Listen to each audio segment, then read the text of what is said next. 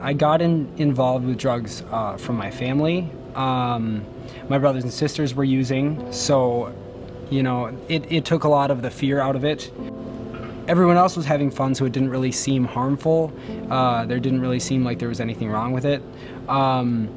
So I enjoyed that experience, and I wanted to relive that, so I would do that over and over again.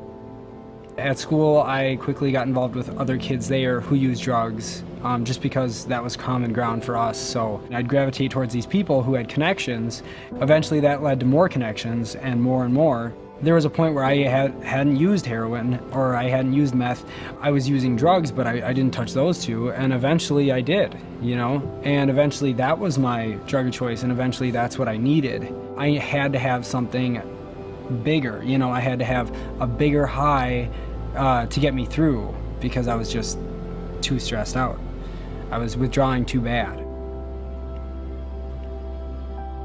I've had times where I've done heroin and I do a bunch just not thinking of anything, and I just feel like I'm gonna pass out, just get dizzy, and just feel like I'm at the end of my rope. And getting scared, eventually it subsided, but it gets really intense, and you can't do anything about it, really. You just gotta wait through and hope you're not gonna die. I got pretty low in my life. I started treating people how I never wanted to treat people. I had to use people to get drugs, because I just hit rock bottom. And eventually you can't maintain anything. Family, friends, school, work, and it just all falls through. And then you don't really have any of that support.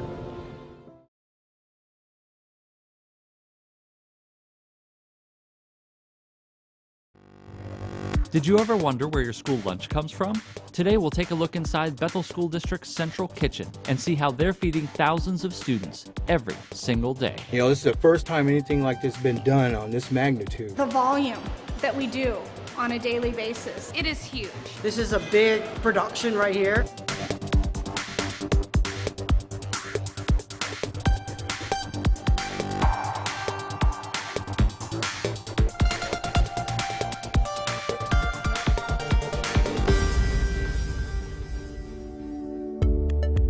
Believe it or not, the planning process for the lunch you are eating today began over a year ago. Bethel School District gets over $500,000 a year in USDA entitlement, and so we base our menus on those types of items that we can get from USDA food. Turkey gravy, chicken gravy, Alfredo. We've done the rice, the mashed potatoes. We actually did shepherd's pie for St. Patty's Day.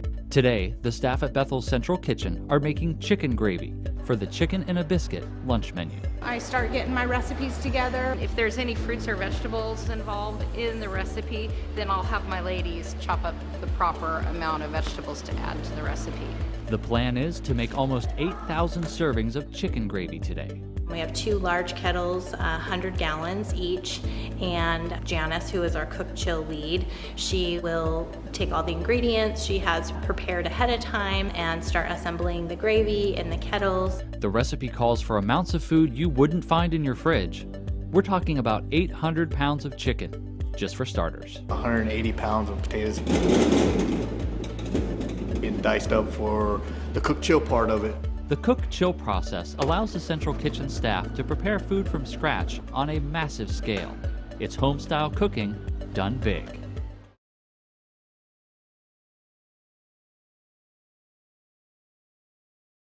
College is expensive, but you already knew that. So let's dive into what you don't know. Finding money to help pay for college is actually easier than you think, and it comes from both obvious and not so obvious places. According to collegeboard.org, approximately $123 billion total is awarded to 2/3 of America's college students.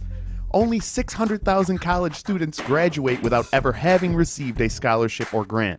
The best thing you can do for yourself and your child is to complete your FAFSA form. According to FastWeb, a free scholarship search engine, about $3 billion in grant funds went unused last year simply because 47% of high school graduates and their families didn't submit a FAFSA form. But what about my child?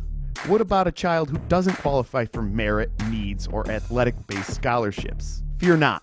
There are actually scholarship options for everybody. Fastweb.com and scholarships.com both offer free databases of billions of dollars in scholarship money. There you may find out that your child is eligible for a $1,000 scholarship from Tall Clubs International, simply for meeting the height requirements of 5'11" for females or 6'2" for males. You may be saying, my son isn't tall, but he loves to knit. Well, guess what? There's a scholarship for him. A craft company gives out multiple $3,200 scholarships a year to knitting hobbyists that are headed to college. A scholarship for simply liking ice cream is a real thing.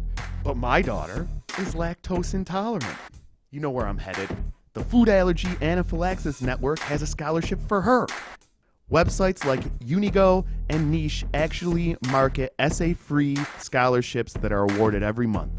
A majority of scholarships will have a deadline date between February and April, so January is the perfect time to visit sites like FastWeb, scholarships.com, Unigo, and Niche and dig deep to find some free money.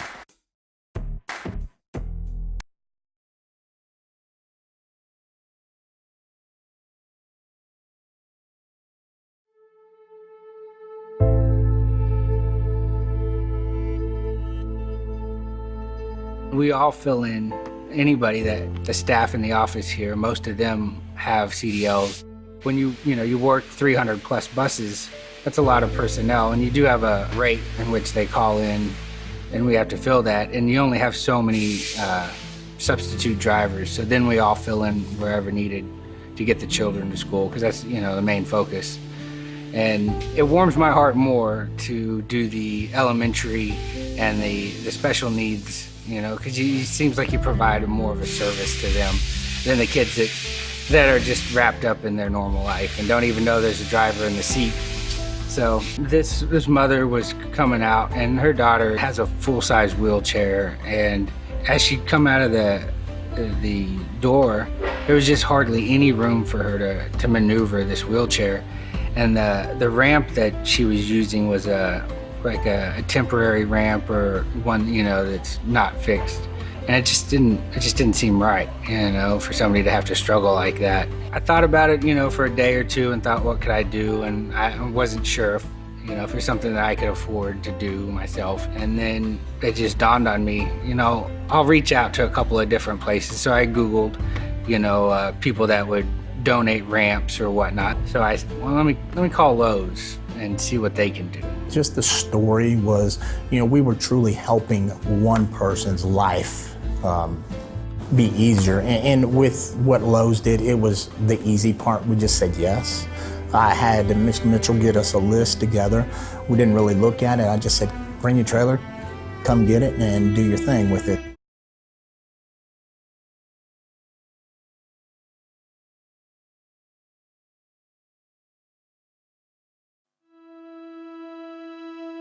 Tom has a joy that he just exudes a joy that you can see on his face and his demeanor. There's just a positivity about him that's just, it's infectious. You can tell he loves life. When he started here, he came to me and he said, are you okay with me reading with the children? I said, definitely, go in there and read, and he's just done a fabulous job with that. Kids love him.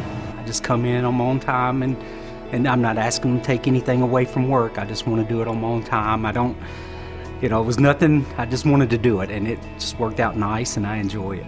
I come in at 10 or 10:30, and I read before I go to work at 11, and so it's been really nice, and I've enjoyed it. The librarian has picked out new books for me, and I read, and if she gets a new book, there's one book, and it's moo. That's the only word in the whole book is moo, but it's just how you say it. And, try to bring that to the kids, to let them know that it always don't have to be pictures, or it always don't have to be a bunch of words, but that book they loved it last year. Not a monkey. Come on, monkey.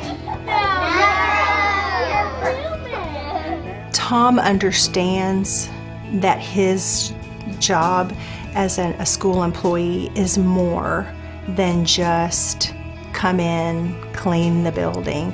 He understands that he's an integral part of the staff and the goals that we're trying to accomplish, because we're setting a foundation at this young age for them to love school and love to read, and he understands that. And so I think that's his way of helping us accomplish our goals of helping our students be strong readers, is to read to them.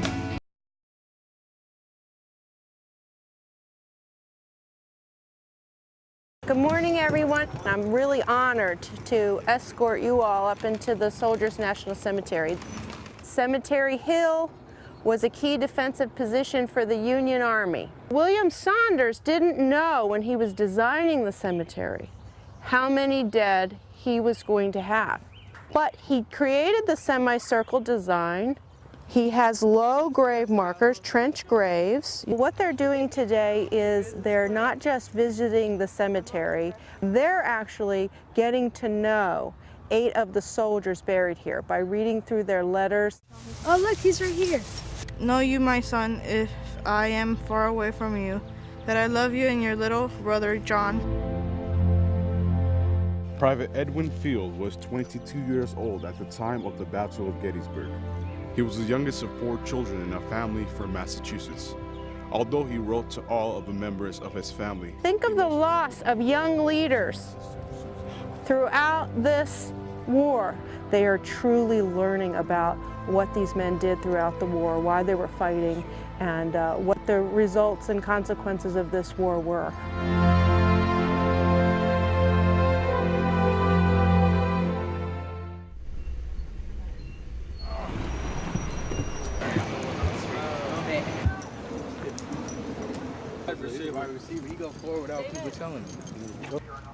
You may step off, honor, remember, and explore at any of our stops today: the Kennedy gravesite, the John Blackjack Pershing gravesite, the U.S. Coast Guard Memorial, the tomb of the unknown soldier.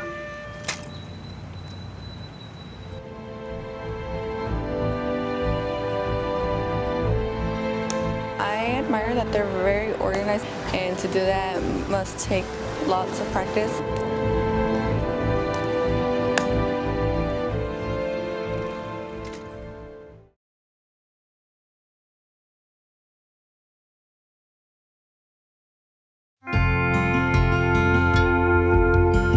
So my mother died when I was 5, right?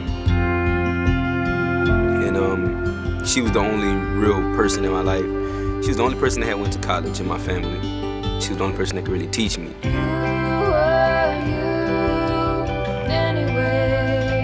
After she died, my family, they messed over me until eventually I got older and they threw me out here.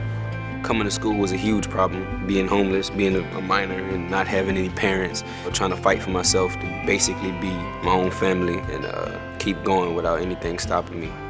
And I felt like I was dying when really I was preparing for something greater. I was working as the project manager for Communities in Schools Houston at Lee High School. Ms. Smith is probably the most passionate advocate for children that I ever met in my life. She's a really good person. She's a genuine human. Slowly the story came out. He had been sleeping in parks and on the street and on buses. Across the freeway, there's an extended stay right there. We can pay for 30 days there. Mr. Trin went into his own pocket and paid for Lajon to be in that extended stay hotel. That 30 days allowed us to scramble to find a place. But he doesn't have someone to really look after him, almost like a parent figure. I talked to my husband and it's like, you know, we just need to do this. We need to find him a place to live. We need to get him a phone. We need to help him find a job. Let's just do this. So I go on Facebook and then literally within like 5 minutes, ding, I get an instant message. He can live in my garage apartment rent-free, that's fine. It's my private space now. I have a lot of solitude here, a lot of time to think here, you know. Without Ms. Smith, I would have never accepted help from anybody. Everyone needs help. Everyone needs love. She's been like a mother figure to me.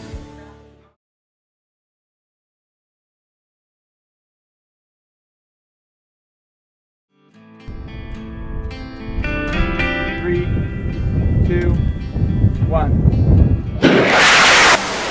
The IREC, it's grown into the largest competition for what they call complex rockets. They had this year, I believe, 50 teams competing, all universities. The majority of them were from the U.S. They had some from around the world. Fire. Schools are teams from Egypt, one from Canada and like England. It was a lot of teams from a lot of really great universities. You saw MIT, I saw Cal Poly San Luis Obispo. Everybody was ready to go. Everybody wanted to launch their rockets. There were rockets ranging from as tall as I am to 8 feet tall. It was ridiculous and it was awesome. Everyone was very focused on what they wanted to do there, which was to launch rockets.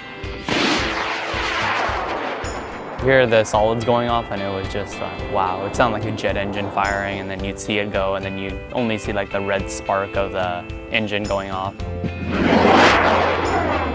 And at the beginning of the competition, they announced that history was going to be made this time because they had the first and only high school that had ever competed.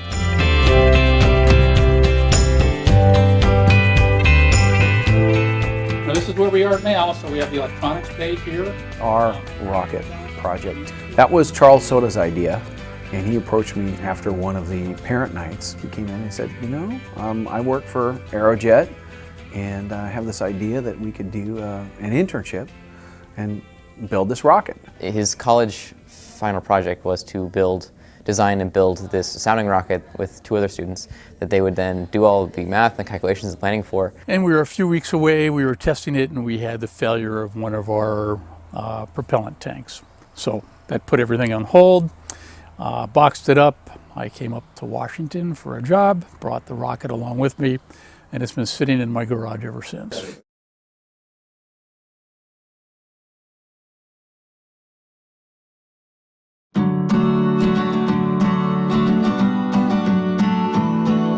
John Thomas School of Discovery, or JTSD, is a STEAM magnet school. And what STEAM is it's science, technology, engineering, arts, and math. And that is our focus here. We say that we see everything and we teach everything through the lens of science. Skill sets here at JTSD really focus tons on problem solving, thinking. The S in STEM, of course, is science, which really is, at its root, is just making sense of the world.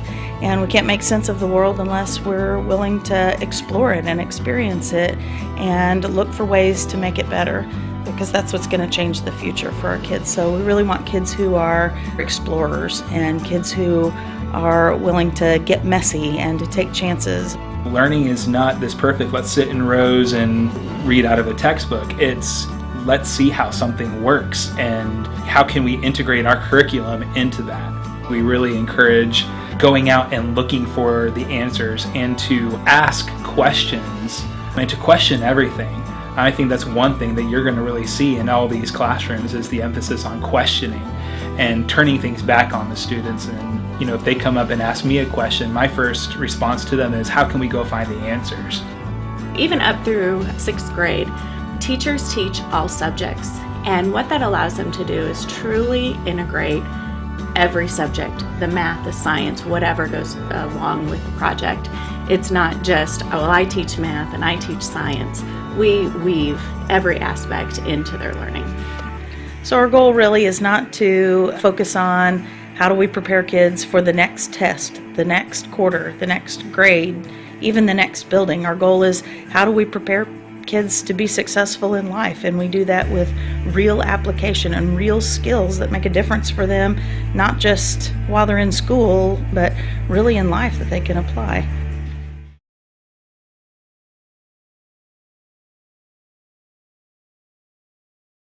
Based on the classical novel by Gaston Leroux, The Phantom of the Opera tells a story of a mystery masked figure who lurks beneath the catacombs of the Paris Opera House. Recently, we had an opportunity to meet with 2 of Nice's 360 standout students who play the lead role as a phantom. Here's a more focused look at 2 rising stars, Travis Anderson and Preston Bettis. Look at your face in the mirror. I am there inside. As a teacher of acting and as a director of the productions we do here, it's a great gift to work with students like Preston and Travis because they bring stuff to the table. They don't wait to be told what to do. Hi, my name is Preston Perez. And I'm Travis Anderson. And we're both seniors here at the Northeast School of the Arts. And we're both playing the Phantom in NISA's 20th anniversary production of The Phantom of the Opera. I started doing theater when I was about 10 years old. When I turned 13, I auditioned for NISA. I was fortunate enough to be accepted. And I've spent the last 4 years here singing, acting, and dancing. I started dancing when I was 3 years old because my mom saw me tap dancing in the aisles at her tap dance recital. So she put me in dance classes. And that got me involved in theater from there. Guys like them in the same class with extraordinary academic accomplishments at the top of their class, and then as young performing artists, having such incredible discipline and creativity and passion for what they do. It's been interesting to try and balance what you bring as yourself to the role while still keeping the integrity of the part. Because one person has an idea, and then that bounces an idea off of you, and you get to work through it with someone else.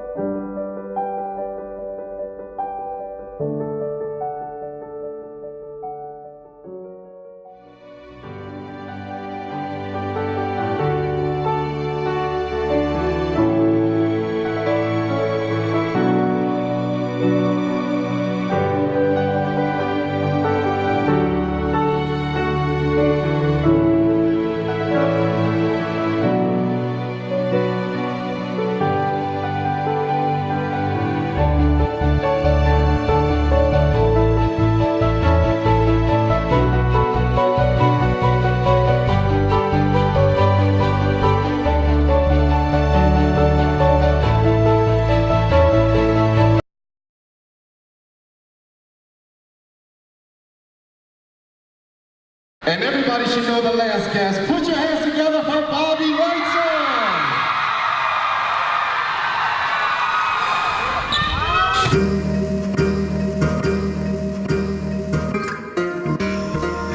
What if we created a brand that was like positive, just dude, be nice, like treat people better, and let's create something that really lives and breathes this message, and that's something called the Dude Be Nice Project. Bobby's definitely the one that we have to do this for. You don't know Bobby? Bobby's awesome. Well, I'm not gonna be rude and say he's like not that young, but he's not that young. Cokes, pizza, subs, and turn down for what? That's Bobby. Yeah, I would describe him as, to me, he's a kid at heart. He was born with special needs. So just tell me your name first. Bobby Whiteson. So how long have you been doing stuff on the Reading? Pretty long time. Back in 1969, he was walking by the school and he decided to come in and see if they wanted any volunteers. And the next thing you know, he started coming up to school every day. What do you do here? helping out basketball, football, and cheerleaders, and band. He dedicates his whole life to Reading High, and it's like on his own will, not something that somebody's making him do, it's something that he wants to do. He's always positive and he's cheering you on. Every time he sees me, like, gives me a high five. What's up, Bobby? How you doing? Bobby lives, eats, sleeps, bleeds Reading High. That's just what he does. That's who he is. He was always physically okay, but in 1977, He had a big accident, 7-7, he fell down 33 Hope, broke my back replaced. and then he became also physically disabled. But through all of this, he created this world. You're our superstar. Yeah. You watch the news, it's like, wow, like the world kind of sucks, right? And we just wanted to be like, no, we're gonna create incredible, good news stories and get people inspired and show them that this generation wants to be a part of positive things. If you heard anything about Reading, Pennsylvania, we have a bad rep. We're known for like violence and crime. When people think of Reading, they don't think of really positive things that happen here. But it's not really like that.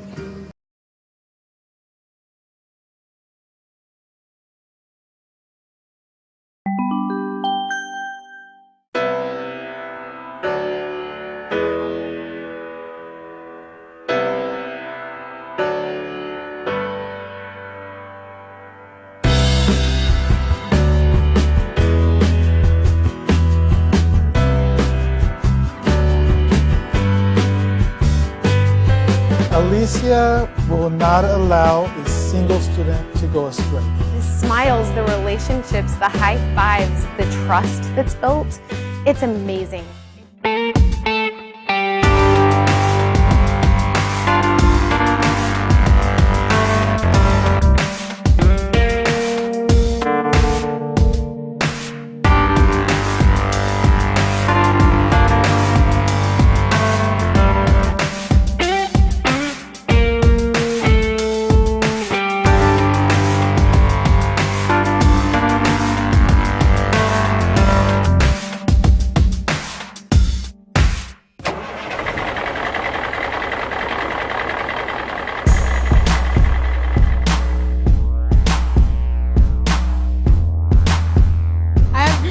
So many friendships in Avid. It helps you with tests, it helps you just to be organized in life. It's a good class to have because it helps you with all your other classes.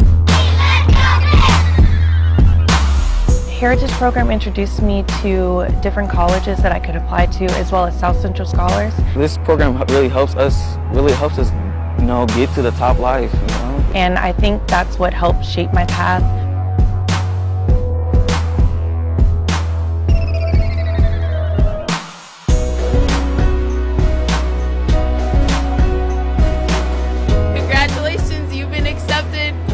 And I was like, my mind was blown.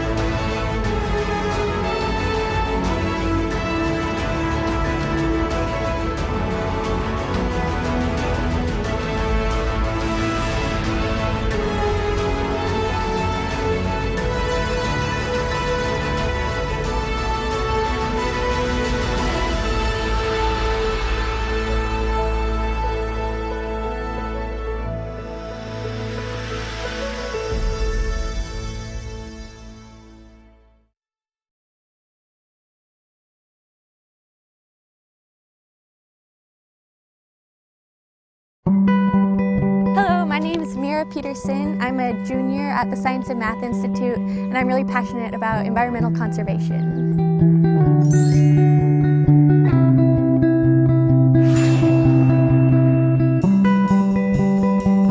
I love making observations and I love being outdoors. I really care a lot about the environment, and so I like learning how I can kind of think of new ways of protecting it and being out in it.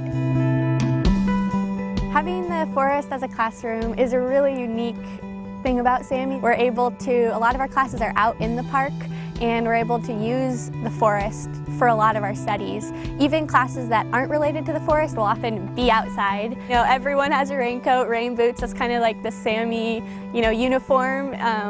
Freshmen will come in and you're like, okay, got to get your boots and your coat. I would say the SAMI student really loves learning. Like, that's one thing I really feel like all of the students share. People take what they learn in class outside of the classroom. People are always talking about things they're learning or things they're curious about. They're starting their own projects. Just being inspired to learn and excited by it really connects people, and it's fun to be around them because they are also so enthusiastic and interesting. In middle school, I really liked it, but I definitely just kind of went along and I wasn't really interested or passionate as much as I think I am now. And I think SAMI has really kind of highlighted how, it's okay to really go off the beaten path and study things that you're interested in. There's so much to learn, there's so much to learn here. I always push myself to do my personal best, and I think everyone else really does that too.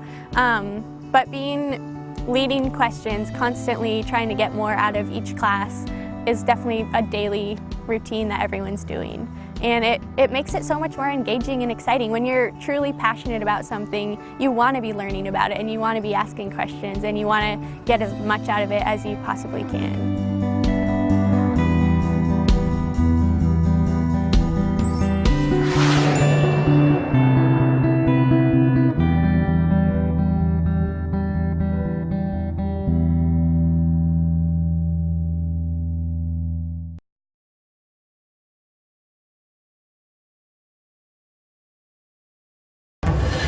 Hi, my name is Jack Spitzer. I go to J.C. Middle School, and I really love going to glass blowing.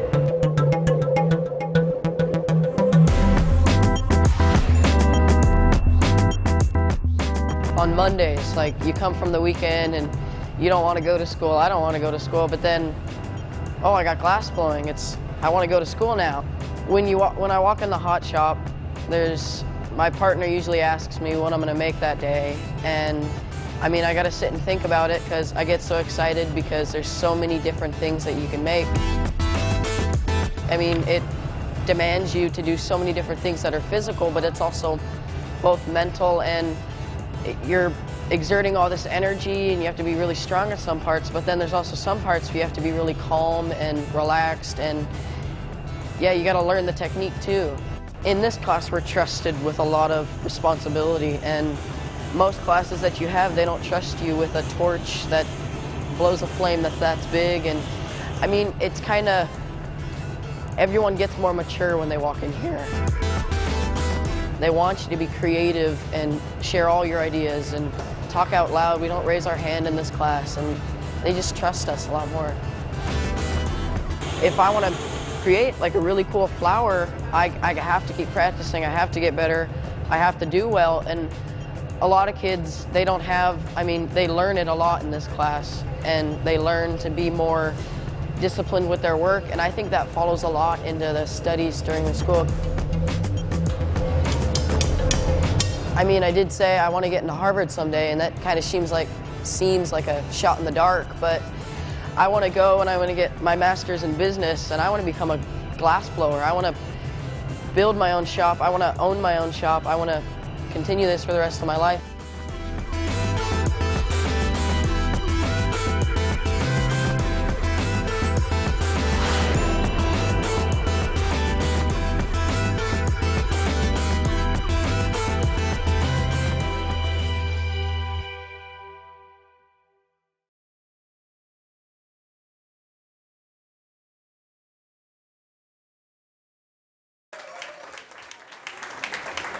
So if you've never been to an open mic before, there's an understanding that is had between the audience and the performers.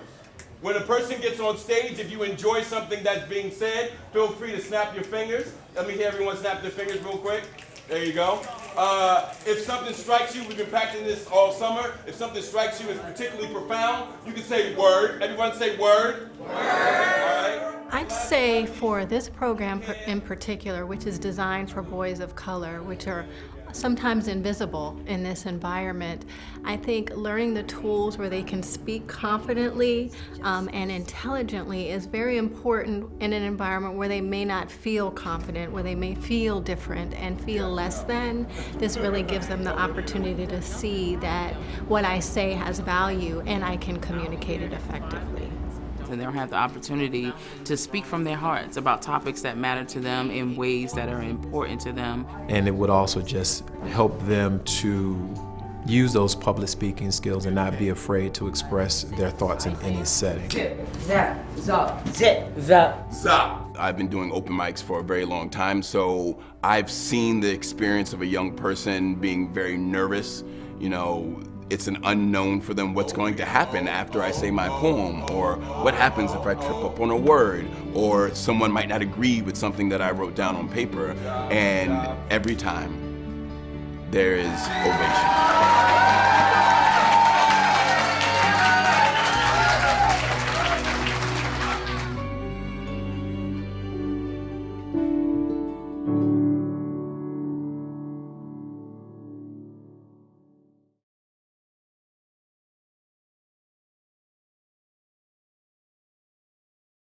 Dr. King was a brilliant and brave leader.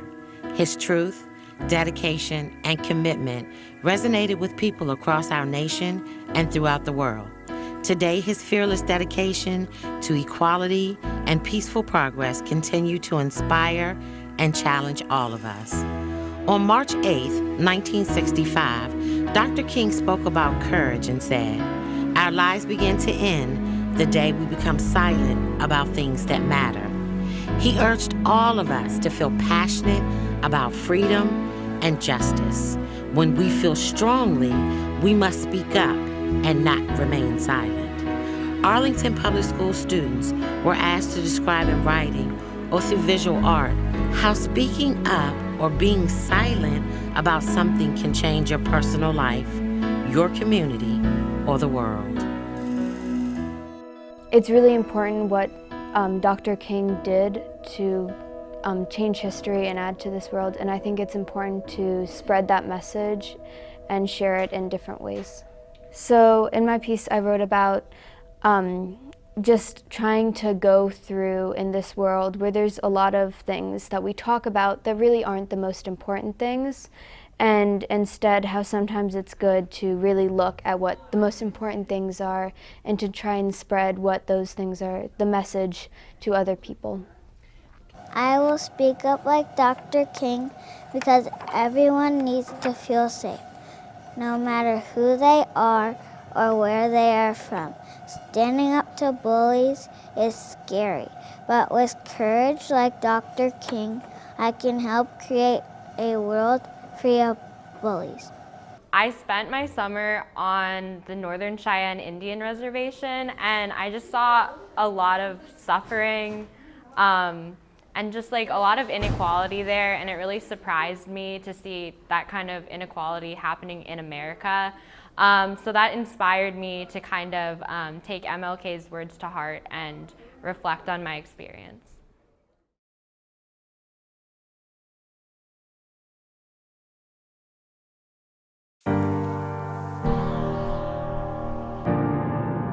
What makes Oregon, Oregon? Is it just the outline of our state's borders? Or is it something greater? What makes a school a school? Is it just a place kids go until they're old enough to do something else? Or is it something bigger? Is it where we build the future? For too long, a lot of Oregon schools have been struggling to prevent overcrowded classrooms, struggling to provide students the chance to build a robot, make music, discover their passion, reach their limitless potential. Ultimately, that hurts all of us, They say if you want to know what a community values, look at how its children are treated. And if you want a sense of what a community hopes for the future, just look at how it values schools. Oregonians say they want more well-rounded schools, more electives, more career and college opportunities for young people. To reach those goals, we need to act.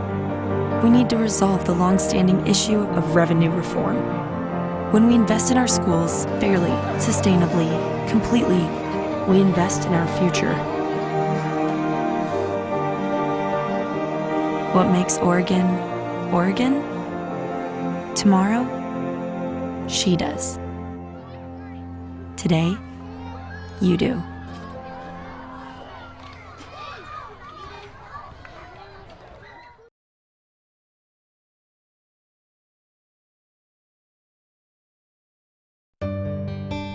I think when it comes to Graduation Initiative, we have to eliminate a lot of barriers. It's meeting them where they are, seeing what's causing them not to come to school or be successful, or possibly preventing them from graduating high school. This is my baby. Her name is Yaletzia Irene Amador Ramirez. She was born November 9th, 2015, like around 5:30. Zulimi's situation was very unique to a lot of the other students that we had. Not only was she getting ready to have a baby, but she also had to have jaw surgery. So I called my counselors and I was like, I don't know if I'm going to be able to go back. And then once the baby came and the baby wasn't able to eat, you know, Zulimi was in crisis mode. She really felt like she couldn't do it anymore. She would not let me sleep at all. It was from like 11 p.m. and she would cry all the time until like 5 o'clock in the morning. It was like every day, and I was like, how am I going to go back to school? We just provided hope, saying, you know, Zulimi, you don't necessarily have to come to the school to be able to get your credits. We can bring them to you.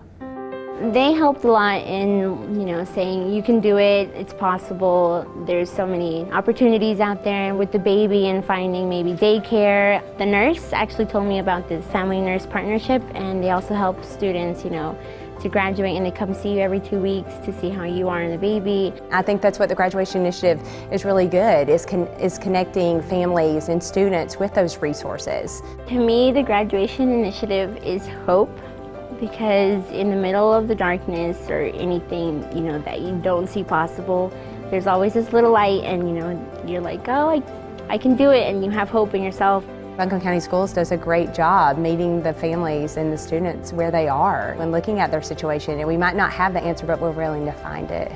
I don't think I would have graduated if I didn't have help from the counselors or friends or teachers.